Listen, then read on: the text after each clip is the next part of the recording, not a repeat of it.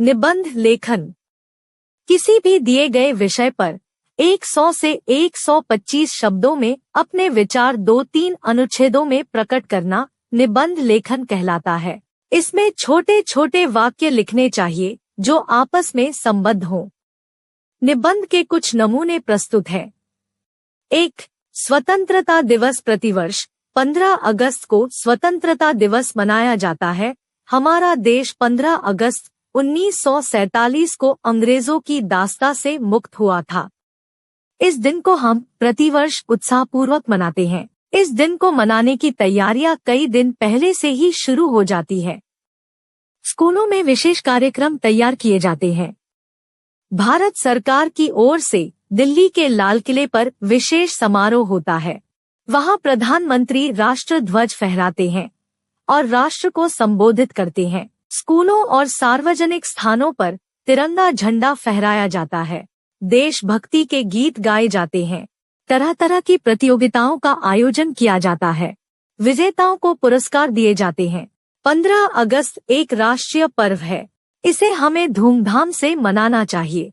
इससे हमारे अंदर राष्ट्र प्रेम की भावना उत्पन्न होती है।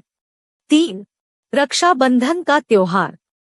भारतवर्ष त्योहारों का देश है। यहाँ पूरे वर्ष हम कोई न कोई त्योहार मनाते रहते हैं। ये त्योहार हमारे जीवन में प्रसन्नता एवं उत्साह का संचार करते हैं।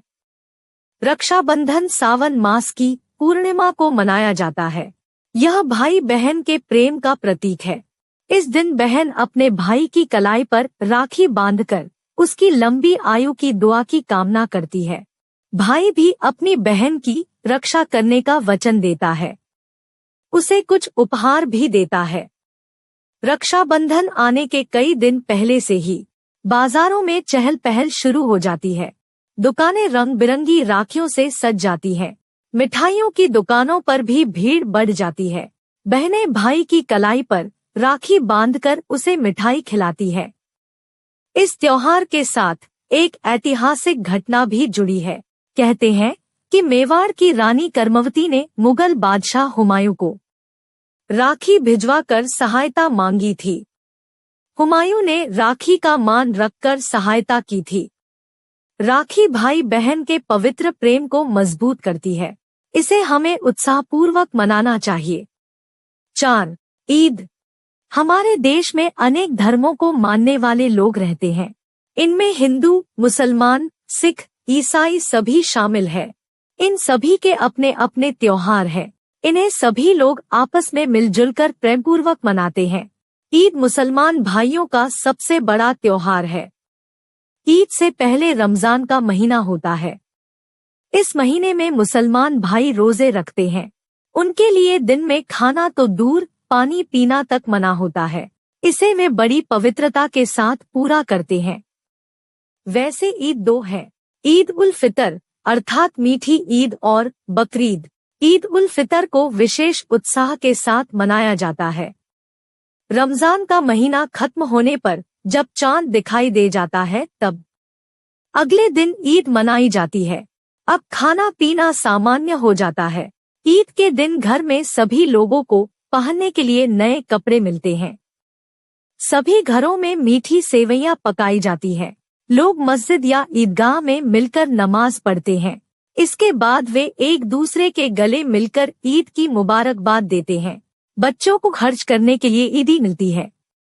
यह त्योहार एकता एवं प्रेम का संदेश देता है। 5. क्रिसमस। विश्व भर में ईसा मसीह का जन्मदिन क्रिसमस के नाम से जाना जाता है। 25 दिसंबर को प्रतिवर्ष ईसा मसीह का जन्मदिन क्रिसमस के रूप में मनाया जाता है। इसे बड़ा दिन भी कहा जाता है।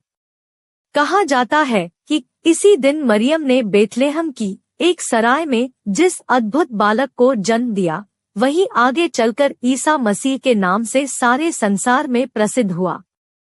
मरियम को स्वर्ग दूत का संदेश मिला, आप इस नवजात शिशु का नाम ईसा रखें। यह महान होंगे और प्रभु के सर्वोच्च पुत्र कहलाएंगे। बालक ईसा का जन्मदिन क्रिसमस की खुशियों के साथ मनाया जाने लगा। क्रिसमस ईसाइयों का सबसे बड़ा त्योहार है।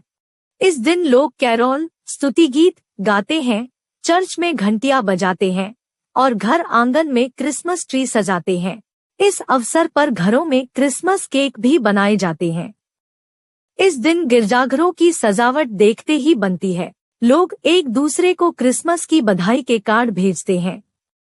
इस दिन ईसा मसीह का पावन स्मरण किया जाता है। वे दया, क्षमा और प्रेम के अवतार थे। उनका जन्मदिन करुणा और प्रेम का संदेश देता है।